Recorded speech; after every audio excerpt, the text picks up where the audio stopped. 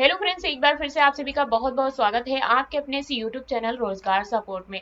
जैसे कि फ्रेंड्स आप देख पा रहे हैं, आज के इस वीडियो में जीरो पावर्टी स्कीम के विषय में हम आप सबको जानकारी देने वाले हैं। अगर आप जीरो पावर्टी स्कीम का लाभ लेना चाहते हैं या फिर एक एन्यूमरेटर है मोपॉप ऐप को यूज करके जो परिवार फीडिंग करेंगे, उसके विषय में कुछ महत्वपूर्ण जानकारी हम आप सबको देने वाले हैं। जो भी पंचायत सहायक समूह सखी बीसी सखी हैं वह ध्यान पूर्वक देखेंगे। आप सब जो एनुमरेटर है उनको आप बता दें कि न्यू अपडेट के मुताबिक आप सभी को सर्वे के दौरान जो परिवार फीडिंग करेंगे मोपॉप ऐप में, उसके दौरान कुछ महत्वपूर्ण बातों का ध्यान रखना है। साथ ही फीडिंग करते वक्त सामने वाले परिवार से आप सभी को कौन कौन सी जानकारी, कौन कौन से दस्तावेज लेने हैं, उसके विषय में भी बताएंगे।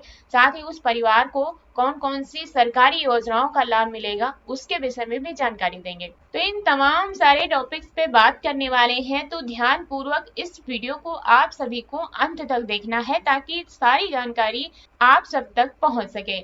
सबसे पहले तो हम आप सभी को एक पीडीएफ फाइल दिखाना चाहेंगे जो कि हमारे पास इस समय मौजूद है।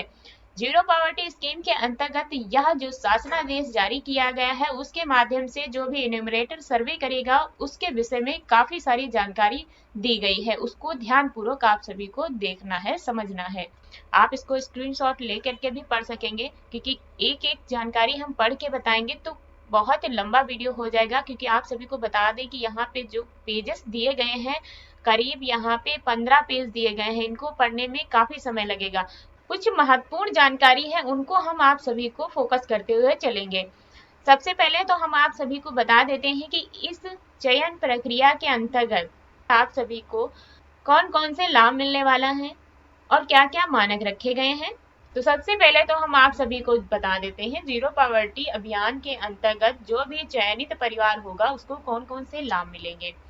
सबसे पहले तो आप सभी को मकान की सुविधा मिलेगी, शिक्षा, स्वास्थ्य जैसी सुविधाएं मिलेंगी। फैमिली आईडी कार्ड बनेगा जिसपे आप सभी को मुफ्त राशन की सुविधा मिलेगी।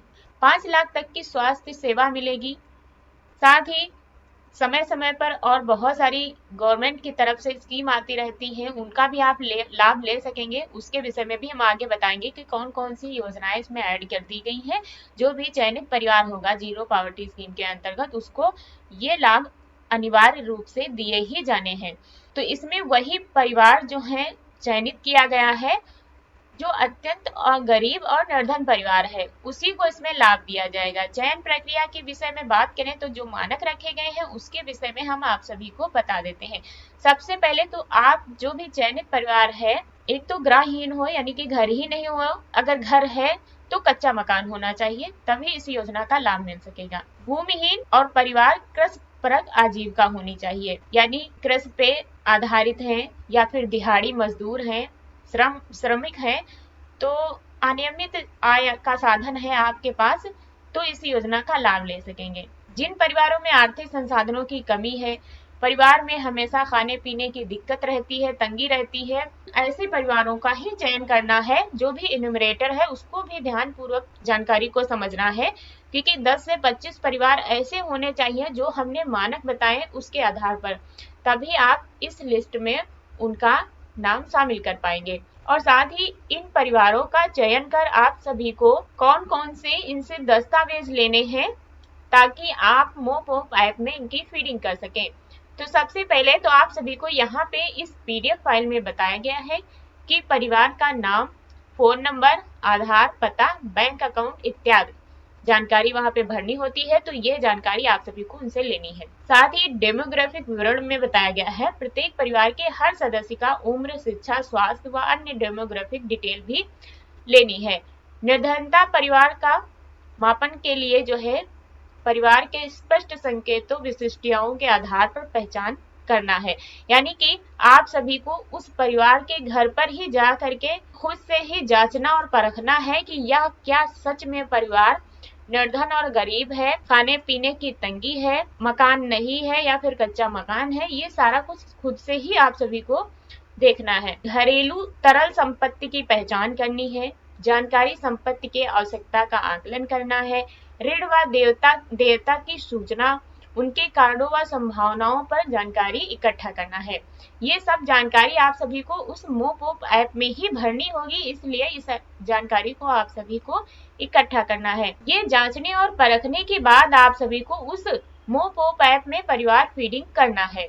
परिवार फीडिंग करने के बाद अब आप सभी का द्वितीय चरण शुरू हो जाता है। साथ ही द्वितीय चरण में आप सभी अगर फीडिंग कर चुके हैं, जो भी इन्यूमरेटर हैं, वह परिवार फीडिंग के बाद अब आपके ग्राम पंचायत में एक संगठन बैठेगा। वहां पे उस संगठन में यह सुनिश्चित किया जाएगा कि क्या सच में जो फीडिंग की गई है वह परिवार इस समस्या से जूझ रहा है। तो उस संगठन में कौन कौन सदस्य जो है भाग लेंगे, ये हम आप सभी को बता देते हैं। सबसे पहले तो ग्राम प्रधान, पूर्व ग्राम प्रधान, विद्यालय के हेडमास्टर, सबसे पुराने 2 स्वयं सहायता समूह के अध्यक्ष, और अगर किसी ग्राम पंचायत में एक से ज्यादा समूह नहीं है तो उनके 2 पदाधिकारी समिति के सदस्य होने चाहिए।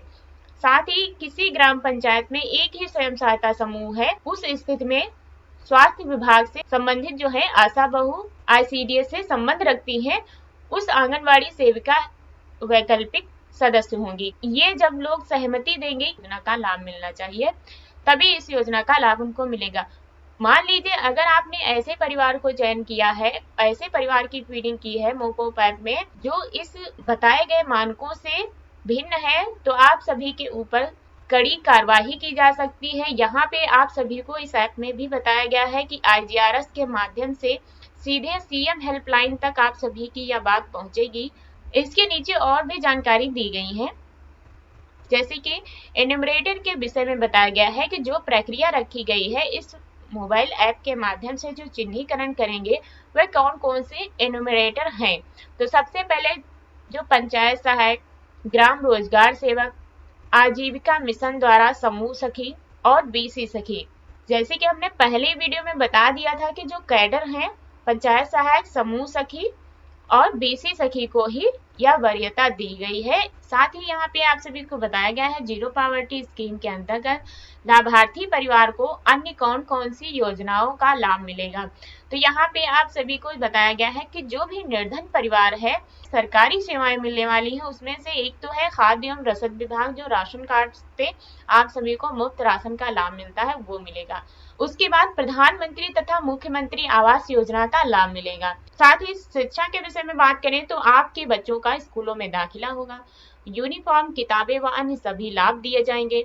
चिकित्सा सुविधा, आयुष्मान भारत बीमा योजना तथा चिकित्सा एवं स्वास्थ्य विभाग की योजनाओं का लाभ मिलेगा। श्रम विभाग BOCW की योजना भी मिलेगी, यानी कि जो श्रमिक विभाग है उसके माध्यम से आने वाली सभी सेवाओं का लाभ मिलेगा। उसके बाद यहाँ पे बताया गया किसान सम्मान निधि तथा कृषि विभाग से अन्य सभी उपयुक्त योजनाओं का लाभ मिलेगा।